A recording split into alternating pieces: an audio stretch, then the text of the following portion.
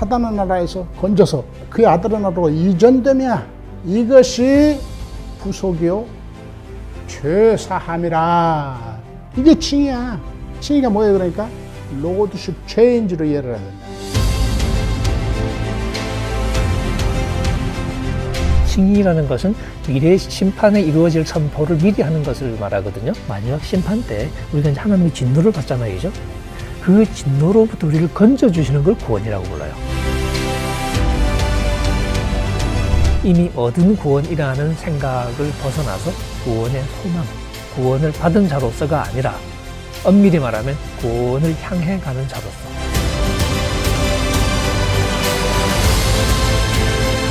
우리는 그리스도 안에서 믿음으로 이미 의롭게 되어졌고 지금 계속해서 의로워지고 있고 앞으로 또 계속 의롭게 될 것이다.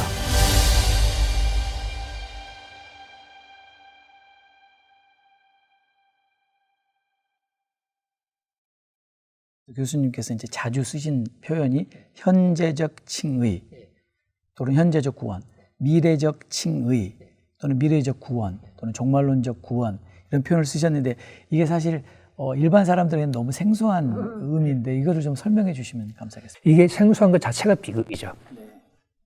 갈라디아서가 이제 칭의에 대해서 얘기한 최초의 문서예요, 역사적으로. 그러니까 갈라디아서가 쓰여질 당시에는 로마서는 없었고 갈라디아서에서는 의롭다심 받았다는 표현이 안 나오거든요. 근데 칭의를 이미 알고 있었어요. 유대주의자하고 싸운다고 가정을 했을 때 유대주의자도 칭의를 이미 알고 있었죠. 왜냐하면 그건 유대교의 개념이었으니까 기독교가 만든 게 아니고. 근데 그 칭의는 야고보에서 말하는 거하고 똑같아요.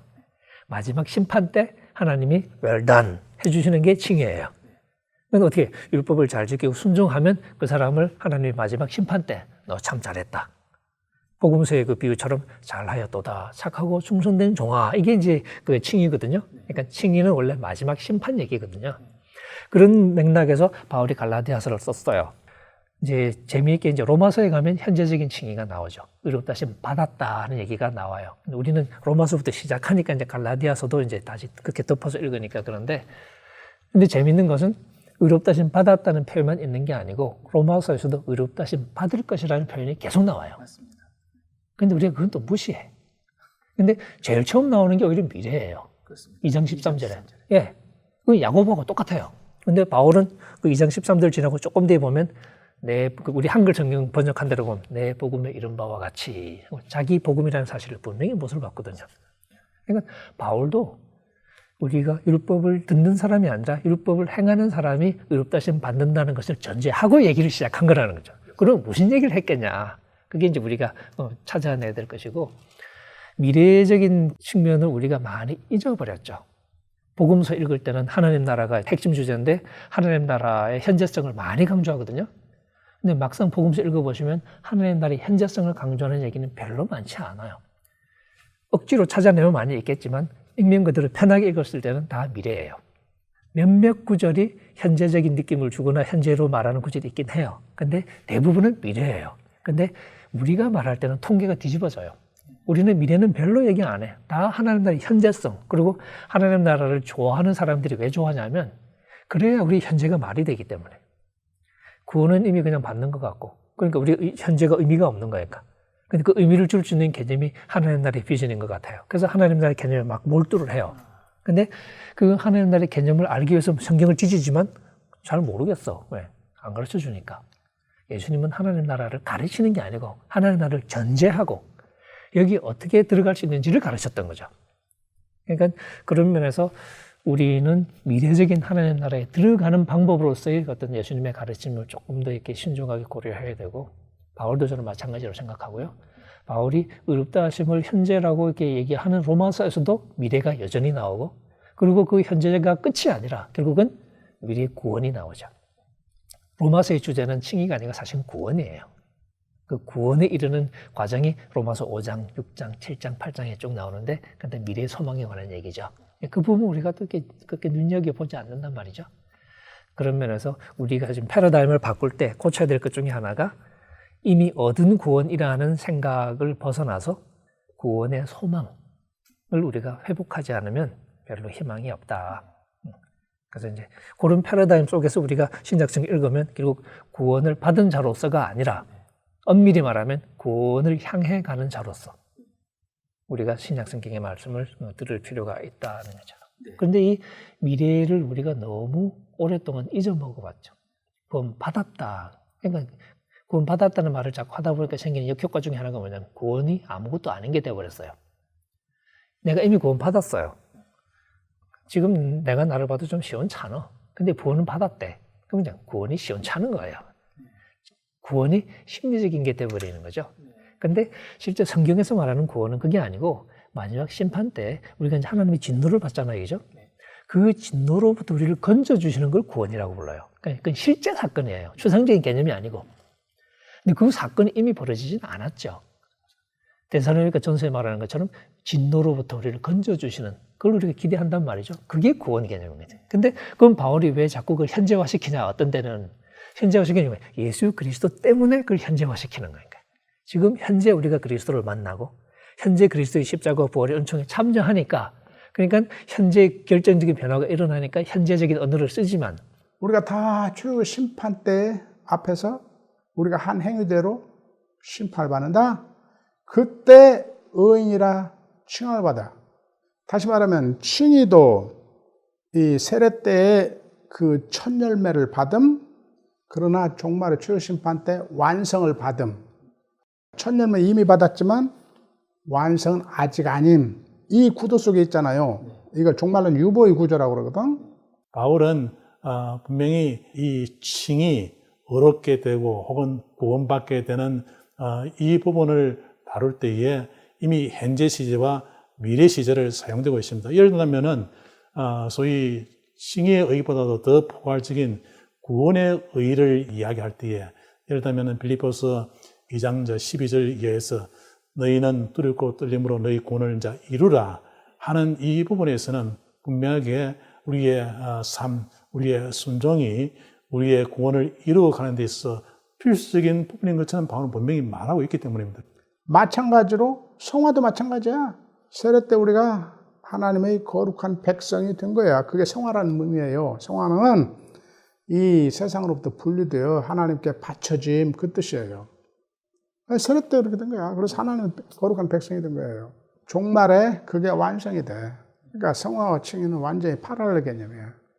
그 바울은 분명하게 아까 제가 말한 대로 칭의 의의 가거나 완료 시제, 이미 그리스도 안에서 그리스도를 믿는 자들은 그리스도와 연합되어서 그리스도 안에서 이미 이루어진 칭의, 구원에 참여한다는 그런 점에서 칭의와 구원은 이미 이루어진 것으로 그렇게 이해하고 또 성화에 의해서 바울이 소위 가거나 완료 시제를 사용해서 이미 우리가 그리스도 안에서 이루어진 거룩의 믿음으로 참여한다는 점에 있어서 소위 시제면에서 본다고 한다면은 바울의 칭의와 성화의 의가 각각 다른 것을 말하지 않고 동일한 것을 말한다고 볼 수 있습니다. 하지만 바울은 성화의와는 다르게 칭의의를 현재나 미래 시제를 사용함으로써 우리의 칭의가 지금도 이루어져 가고 있고 또 이루어져 가야 될 것으로 이야기하고 있습니다. 즉 윤리적인 부분에 대해서 칭의의 문을 열어놓고 있는 것입니다. 칭의에 열광하는 이유가 뭐냐면 이게 심판의 선고가 이루어졌다는 거거든요. 그 선고가 예수 그리스도의 십자가를 기초로 해서 이미 현재 우리에게 내려졌기 때문에 그게 사람들에게 반가운 거니까. 근데 궁극적으로 가면 결국은 미래일 수밖에 없어요. 왜냐하면 마지막 심판 때 모든 것이 결판이 나기 때문에. 근데 바울에게 있어서 그 심판에 가장 결정적인 영향을 미치는 것이 예수 그리스도의 십자가와 부활이에요. 그래서 십자가와 부활이 얽힐 때는 언어가 현재화되는 경향이 있어요. 십자가와 부활이 얽힐 때. 근데 문자적으로 다 완성됐다는 그런 의미와는 좀 다른 의미로. 요한복음도 그러지 않습니까? 요한복음에 그 실현된 종말론 얘기 많이 하잖아요. 이미 사망에서 생명으로 옮겼다. 영생을 가졌고 뭐 이런 식의 표현이 자꾸 나오는데 그게 예수님이 워낙 중요하니까 그런 거거든요. 그러니까 하나님의 말씀이신 그리고 길이요 진리요 생명이신 부활이요 생명이신 내가 아니고서는 아버지께로 올 자가 없는 바로 그 유일한 계시의 통로거든요. 그분이니까 그분을 통해서 모든 게 이루어지죠. 그러니까 예수님을 받아들이고 예수님을 믿는 사람은 이미 생명으로 옮긴 사람이라는 표현이 등장하죠. 근데 이게 시간적으로 이미 그렇게 됐다는 얘기를 하고 싶은 거냐? 나중에 보면 미래가 계속 그대로 남아 있어요. 부활할 것이고 심판을 받을 것이고. 많은 학자들뿐만 아니라 일반적으로 칭의를 이제 이해할 때는 칭의는 하나님께서 그리스도 안에서 이루신 이 구원의 사역을 우리가 믿을 때에 우리가 믿는 예수 그리스도의 구원의 사역에 근거해서 믿는 신자를 의롭다고 선언하는 법정적인 행위, 또 이미 이루어진 칭의. 그래서 이 칭의는 단번의 칭의고 인간의 행위 때문에 결코 바꾸어지지 않는, 즉 단회적이고 변하지 않는 절대적인 것처럼 그렇게 이해를 하고 그렇게 가르칩니다만은, 제가 이제 작년에 이 칭의와 이 성화의 의의를 좀 더, 특별히 이제 바울의 용법을 좀 더 구체적 원문 성경을 통해서 하나하나 좀 조사해 볼 수 있는 그런 기회가 있었습니다. 조사하면서 발견한 것은 바울의 칭의 의의들은 시제가 가거나 혹은 완료형 시제와 현재 시제와 미래 시제를 다 사용하고 있습니다. 즉 우리는 그리스도 안에서 믿음으로 이미 의롭게 되어졌고 지금 계속해서 의로워지고 있고 앞으로 또 계속 의롭게 될 것이다. 그렇게 이제 이야기를 하고 있습니다. 신약 성경이 교회를 광야로 묘사하잖아요. 광야 이스라엘하고 비교하는 것처럼. 한편으로 우리에겐 십자가라는 위대한 체험이 있죠. 그게 이제 구약으로 치면 출애굽 체험이죠. 놀라운 체험이죠. 그러고 나서 들어간 곳은 광야지 가나안이 아니거든요. 그 광야에서 가나안을 바라보죠. 거기서 결국은 뭐냐면 순종해라. 이스라엘은 거기서 실패했죠. 교회를 거기 이제 비유하면서 순종해야 된다.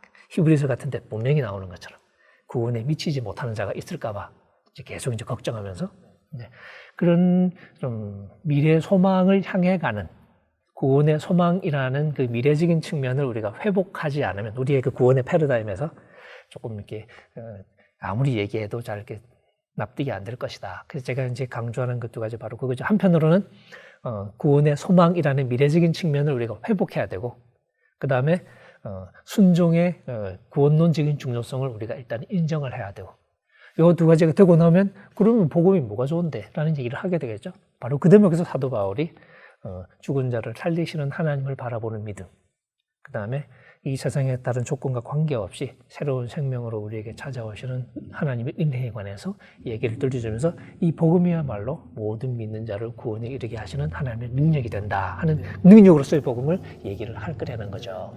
교수님께서 이 책에서 칭의로는 무죄선언, 의인이라 칭함받음, 의인의 신분을 얻음 등 법정적 의미만 가진 것이 아니라 창조주이시며 언약의 주이신 하나님과의 올바른 관계로의 회복이라는 관계적 의미도 가지고 있습니다.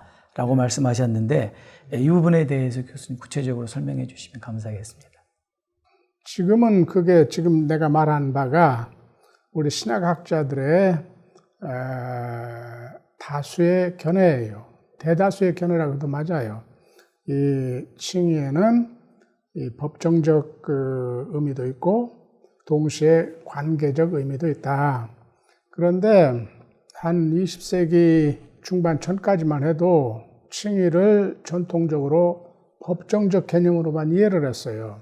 종교 개혁 때도 그랬고 중세 때도 그랬고 고대 때도 그랬어요. 왜 그러냐면 그게 헬라와 로마의 개념으로 의란 말은 법정적인 의미로만 해석이 됐어요.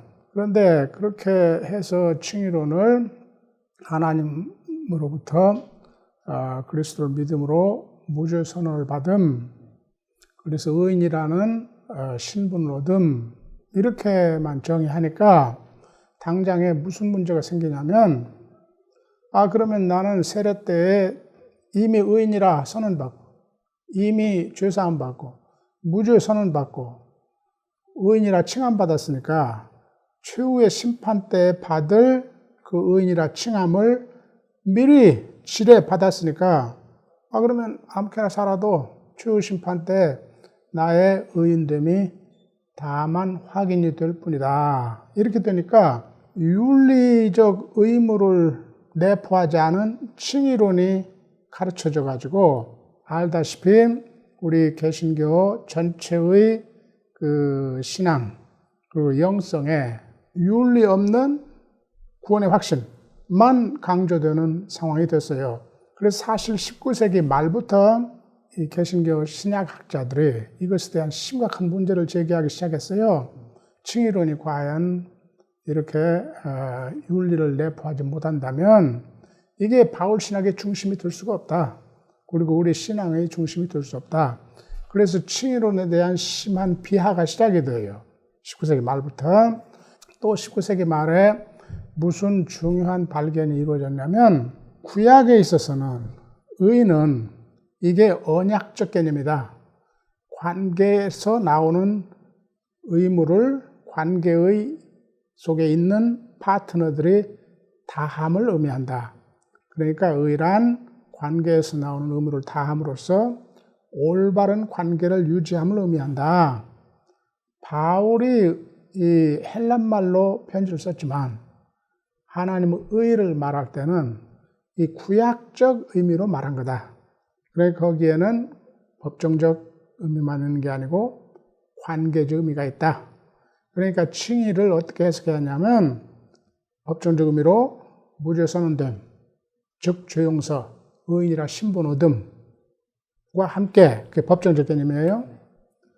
우리가 이제 드디어 하나님과 올바른 관계로 회복됨. 창조주와의 올바른 관계 회복이 됨. 하나님과의 올바른 언약의 관계로 회복이 됨. 그래서 하나님의 하나님 노릇 해주심을 더 깊고 그건 하나님 쪽에서 하는 언약 지킴이죠. 우리 쪽에서는 하나님께 의지하고 하나님 은혜에 의지하고 하나님께 순종하는 관계 속으로 들어감. 그러니까 칭의에 뭐가 포함이 됐어요? 계속 하나님과 올바른 관계에 머무름이 포함이 된 거예요. 즉 윤리가 그 속에 내포된 거예요. 윤리적 요구가. 자신을 의지하고 이 세상의 통치자, 사단을 순종할 게 아니고 그게 아담이 한 짓이죠. 그게 아니고 이제는 의인이라 신분 얻은 사람은 어떤 사람이냐? 하나님과 올바른 관계 회복된 사람이다. 그러니까 이제는 하나님 아빠 부르며 하나님의 은혜에 의지하고 하나님을 신뢰하고 하나님 아빠 노릇해 주심 신뢰하고 하나님의 은혜로 살고자 하면서 동시에 하나님께 순종하는 그런 삶을 의미한다.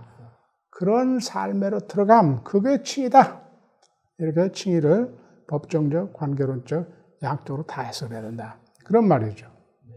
한국 교회의 칭의론의 문제는 뭐냐면 바울이 가거나 완로 시제뿐만 아니라 현재나 미래 시제를 사용함으로써 우리가 계속해서 그리스도와 성령 안에서 계속해서 어렵게 되어서 가야 될 것과 또 앞으로 계속해서 어렵게 될 것을 분명히 이제 이야기하고 있기 때문에 우리의 칭의가 윤리적인 문제를 필수적으로 요청하고 있다는 그 사실을 충분하게 강조하거나 가르치지 못한 데에 있는 것입니다.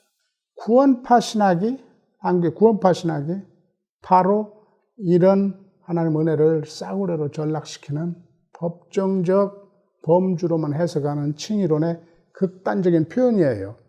그렇지 않습니까? 그런데 내가 이 책에서 여러 번 지적하는 게 구원파를 이단이라고 정죄한 한국의 대다수 스스로 정통이라고 주장하는 교단의 목사들의 복음 선포가 사실상 구원파 신학이에요. 이 법정적 개념으로는 계속 우리가 복음을 받아들이고 그리스도를 믿을 때에 한번 영원히 효과 있는 칭의, 의인이라 칭함 받아버렸다. 정말 주의 심판 때에 확인이 될 일만 남았다. 그래서 우리가 구원의 확신을 가질 수 있다. 우리 목사들의 우리 성도들에게 이 구원의 확신 가지라고 얼마나 강조합니까? 다음 말은 않죠. 그러니까 아무렇게 살아도 됩니다. 그 소리는 안 해요. 이른바 정통 교단의 목사님들도 사실상은 그 말을 하는 거나 마찬가지예요. 그게 유명한 정통 목사들이 부르짖는 구원. 한 번 구원은 영원한 구원이다. 그러니까 세례 때 한 번 받은 칭의는 영원한, 최후 심판 때 확인만 되니까 구원받는다. 의롭게 살면 좋은데 못해도 괜찮다. 그래서 거기에 무슨 또 신학이, 이 대중 신학이 발달을 해요. 칭의는 우리가 받고, 그 다음에 최후 심판까지는 이른바 성화의 과정인데, 의롭게 살려고, 거룩하게 살려고 애를 써서 성화하면은 상급을 받는다. 이제 상급 신학, 성화를 옛날 중세 행위, 그것에 대한 보답으로 상급을 이해를 해서 칭의론 자체를 잘못 이해하기 때문에 뭘로 전환되냐면 중세 카톨릭 신학으로 돌아가는 거예요. 사실상 상급 신학으로, 공로 상급 신학으로. 그래서 이런 신학적 왜곡, 디스토션이 지금 생기고 있는 거예요. 지금 한국 교회가 부패하고 비난과 조롱을 받잖아요. 그게 다 신학적인 복음을 잘못 가르치기 때문에 그래요. 많은 목사님들 스스로 잘못 알고 잘못 가르치고, 그러니까 많은 목사님들 스스로 복음에 합당한 삶을 사는 게 아니라 윤리와 분리된 신앙을 가지고 있고, 그렇게 가르치니까 한국 교회가 수가 저렇게 많고, 우리 그리스도인이라 스스로 생각하는 사람들이 한국 교회에 그 영향력 있는 위치에 그렇게 많이 있는데, 한국 교회가 저 부패 지수가 저렇게 높고, 거짓과 불의가, 그리고 갈등이 저렇게 심각한 나라가 된 거예요. 그러니까 이 복음 자체가, 칭의의 복음 자체가 잘못 이해돼서 그래요. 부분적으로만 이해되기 때문에. 심각한 신학적인 문제와 심각한 목회적 문제, 영성의 문제, 삶의 문제. 그러면 이렇게 좀 심각한 문제를 바로 잡을 수 있는 대안이 있습니까? 대안이 칭의론을 올바로 이해하는 거예요. 그러니까 칭의의 복음을 올바로 이해하는 것. 근데 사실 막상 우리가 사실 어려서부터 교회에서 자라면서 배워왔던 그 구원론은 이미 얻은 구원이고, 그리고 우리가 앞으로 구원에 대해서 이야기할 게 없는데, 그런데 자꾸 이렇게 구원을 얻을 것이다, 그 미래적인 구원을 얘기를 하면은 이게 너무 부담이 되고, 줬다 뺏으니까 기분도 나쁘고. 예. 그래서 이런 한국교회 상황이라서 교수님께서 하시는 말씀이 참 받아들여지기 쉽지 않을 수 있겠다는. 심리적인 저항이 큽니다. 결국 유일한 방법은 성경 말씀을 같이 읽는 방법밖에 없어요. 그래도 말씀에 수긍할 그 의사를 가진 분들은 꽤 많거든요. 실제 성경에서 뭐라고 얘기하냐. 예를 들어서 로마서에서 바울이 의롭다심 받았다는 얘기를 한다. 근데 무슨 얘기가 하고 싶으냐. 5장 1절 들어가면서 믿음으로 의롭다심 얻었던 즉 그러거든요. 그럼 그래서 우리 주 예수 그리스도로 말미암아 하나님으로 더불어 평화를 누리자. 그럼 그게 끝이냐? 아니요. 또한 그로 말미암아 우리가 믿음으로 서 있는 이 은혜의 들어감을 얻었으며, 그래서 하나님의 영광에 대한 소망으로 기뻐합니다 하고 얘기가 나오기 시작해요. 여기 2절이에요. 그 다음부터 모든 얘기는 구원의 소망 얘기예요. 근데 이 소망이 우리가 기뻐하는데, 이 소망을 기뻐하는데 잘 나갈 때만 기뻐하는 게 아니라 환난 중에도 기뻐해요. 그 소망을 가지고. 왜냐하면 환난이 인내, 인내는 연단, 연단은 소망으로 갈 걸 알기 때문에 우리가 환난 중에도 기뻐한다는 거죠. 근데 이 소망은 가짜 소망이 아니야. 진짜 소망이에요. 어떻게 하냐? 그게 5절이죠. 우리에게 주신 성령으로 말미암아 하나님의 사랑이 우리 마음에 부어지지 않느냐. 그 6절에 우리가 연약할 때, 8절에 우리가 죄인 되었을 때, 10절에 우리가 원수였을 때 우리를 위해서 아들을 내어주신 그 정도의 사랑이다. 이런 사랑 봤냐? 그러면 바울은 이 정도의 사랑이면 그러면 다 된 거나 마찬가지네? 그래서 지금 우리가 원수였을 때, 죄인이었을 때, 원수였을 때 그 아들의 죽으심으로 우리가 의롭다심 받지 않았냐? 그러면 마지막 심판 때 하나님의 진노로부터 구원 안 받겠냐? 그게 9절, 10절이죠. 결국은 그 구원이 확실하다는 얘기를 하고 싶은데 그 근거가 바로 하나님이 지금 우리가 죄인인데, 지금 우리가 원수인데도 불구하고 우리를 위해서 아들을 주셨다. 이런 사랑이다. 그러니까 그 사랑이 결국은 확실한 거죠. 그게 로마서 8장 가면 길게 늘어지지 않습니까? 마지막 결론이 그 어떤 것도 우리 주 예수 그리스도 안에 있는 하나님의 사랑으로부터 우리를 끊을 수 없을 것입니다. 미래는 불확실해요. 하지만 그 하나님의 사랑은 확실해요. 바울이 그렇게 이제 얘기해 나가는데 그 중간에 있는 5장, 6장, 7장, 8장이 다 미래의 구원에 이르는 과정을 설명하고 있어요. 5장 뒷부분도 결국 영생에 이르게 되는 얘기죠. 그래서 5장 제일 마지막 구절이 영생 얘기입니다. 지금은 우리가 죄의 통치를 받아서 죽음에 이르는 길이 있었지만 예수님이 우리를 죄의 그 자리에서 건져서 은혜가 통치하는 자리로 바꿨죠. 이제는 은혜가 의를 통해서 우리를 다스려서 영생에 이르게 한다. 그게 5장 결론이에요. 6장은 그걸 좀 더 자세히 설명하죠. 그리스도와 하나가 되니까 그런 일이 벌어지는 거다라고 설명을 하는 거죠. 그 6장 뒷부분 가도 우리가 사실 부정과 불법이라는 열매를 맺으면 당연히 죽죠. 근데 이제는 하나님께 종이 되어서 혹은 의의 그 도구가 되어서 병기가 되어서 거룩함이라는 열매를 맺죠. 그 마지막은 영생이죠.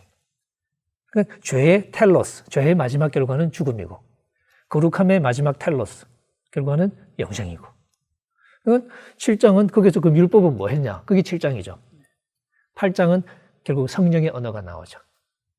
그리스도께서 하신 일은 다시 말하면 성령의 역사이기도 하다는 거죠. 그래서 생명의 성령이 우리를 죄와 사망에서 건져낸 얘기를 하면서 우리가 결국은 더 이상 육신을 쫓지 않고 이제는 성령을 따라 살아가는 우리 얘기를 하면서 우리가 어떻게 구원의 소망에 이르게 되는지를 얘기하는 거. 그게 8장이거든요. 그러니까 사실 5장부터는 다 미래 구원에 이르는 과정에 관한 얘기예요. 그런데 우리가 그 부분을 생각을 안 하고 있는 거죠. 계속 이미 얻은 구원을 생각하면서 그 부분을 읽으니까 와닿지가 않는 거예요. 그래서 많은 분들이 신약성경 읽으면서 막연해요. 나는 이미 구원 얻었다고 전제하고 자꾸 읽으니까. 근데 제가 얘기는 그거 머릿속에 지우고 구원의 소망을 향해 가는 나그네라는 입장에서 신약성경을 다시 읽어봐라. 훨씬 더 생생하게 다가오죠. 그냥 읽으면 되네요. 그렇지. 그런 면에서 그런 미래 소망의 측면들을 우리가 선명하게 인식하는 것이 올바른 구원론을 우리가 정립하는데 굉장히 중요한 요소 중에 하나다. 지금 교수님 말씀하신 바대로 8장에도 사실 이미 구원을 얻었다라는 그런 표현을 썼음에도 불구하고 육신대로 살면 반드시 죽을 것이다. 이런 표현을 쓰고 있지 않습니까? 바울은 순종 없이는 구원에 이르지 못한다는 사실을 당연한 걸로 전제를 하고 있는 거죠. 2장 그 6절부터 11절이 유명하지만 하나님이 각 사람에게 행한 대로 보응하시되, 그건 시편 62편을 인용한 거거든요. 그러니까 그게 예수님도 그 구절 인용하고 베드로전서에도 그 구절 인용되어 있고요. 똑같아요. 근데 결국 행한 대로 갚아주시는 거죠. 참고 인내하면서 참고 선을 행하면, 그리고 영광, 존귀, 썩지 않는 것, 이런 미래적인 그 구원 개념이죠. 이런 걸 추구하는 사람에게는 영생으로 갚아주시고, 그렇게 가지 않습니까? 그러니까 그런 전제 하에서 바울의 복음을 읽지 않으면 바울이 진짜 하고 싶은 얘기를 우리가 자꾸 이거 놓치게 되는 것이죠. 근데 저게 자세히 썼어요. 그러니까 칭의 자체가 이런 종말론적인 유보의 구조 속에 있다는 걸 늘 잊지 말아야 돼요. 전통적인 칭의론을 교정하는 데 있어서, 성경을 더 연구함으로 교정하는 데 있어서 중요한 대목도 이런 거야. 하나는 의라는 게 법정적 개념만이 아니고 관계점이다. 그게 하나. 둘째, 칭의가 세례 때 다 이루어지는 게 아니고 최후 심판 때 완성이 되는 벌써와 아직도 아님의 유보의 구조 속에 있다. 한번 다 이루어졌으니까 이제 아무렇게 사는 게 아니다. 그 두 가지 통찰이죠. 지난 100년 동안의 신약 연구에서 이 종말론적 연구가 또 그쪽으로 많이 발전했거든. 그래서 다 아는 바야, 이제. 신약 조금만 했어도. 셋째, 내가 주장하는 게, 이게 언약적 개념이면 단순히 이방인들도 이제 아브라함의 자녀가 되고 하나님의 가족의 일원이 된다, 그렇게만 해석할 게 아니고, 내가 지금 세 번째 주장하는 게 뭐예요? 하나님의 나라로 회복됐다 소리다. 사단의 나라에서 하나님의 이전된 거다. 골로새서 1장 13절에 너무나 명백하게 말하죠. 사단의 나라에서 건져서 그의 아들의 나라로 이전되며, 14절 뭐라고 했어요? 이것이 구속이요 죄사함이라. 죄사함이란 말이 무엇이에요? 아주 소극적인 언어로 표현된 칭의란 말이에요. 이게 칭의야. 칭의가 뭐예요? 그러니까 로드십 체인지로 이해를 해야 된다. 요 세 번째가 내가 새롭게 해석하는 거야. 자, 그러니까 칭의를 하나님과 올바른 관계로 회복됨이라는 말은 하나님의 나라로 회복됩니다. 주권의 전이다. 사단의 나라에서 지금까지는 사단을 주로 섬기면서 사단이 시키는 일을 하고 살았어요. 그러니까 뭘 했어? 사단이 우리를 죄를 짓도록 하고 자기 사단의 나라 용병으로 부렸어, 우리를. 그리고 죄를 지면 뭘로 품삯을 줬어요? 로마서 6장 23절. 죽음으로 품삯을 줬다고. 그게 거기 품삯이란 말이 용병이 받는 살라리란 말이에요. 지금까지 그렇게 살았어. 근데 우리가 그리스도 안에서 그런 아담적 존재로 죽고 새 아담적 존재로 부활했으니까 이제는 어찌해야 된다? 로마서 6장. 죄의 사단의 죄의 통치를 받을 게 아니고 주 예수 그리스도의 의의 통치를 받아야 된다. 그게 로마서 6장 아니야. 의의 통치를 받아야 된다. 통치? 그러니까 칭의론은 어디까지나 이 하나님의 통치의 카테고리로 해석을 해야 칭의와 윤리가 오가니컬리 통일되는 거지. 그렇지 않으면 이제 떨어져. 그래서 이 전통적인 칭의론의 이 약점이 드러나서 의인이라고 살지 않으면서 의인이라 자처하기 싸구려 은혜 이렇게 되는 거예요. 또는 행함 없는 믿음. 행함 없는 믿음.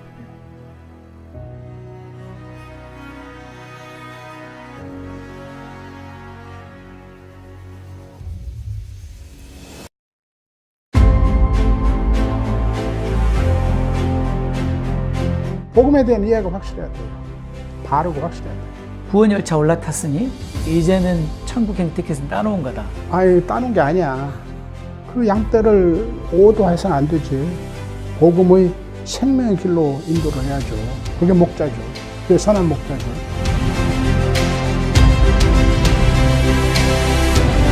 바울이 말한 그 복음의 능력, 구원의 능력으로서의 복음에 대한 이해가 선명해야 되겠죠.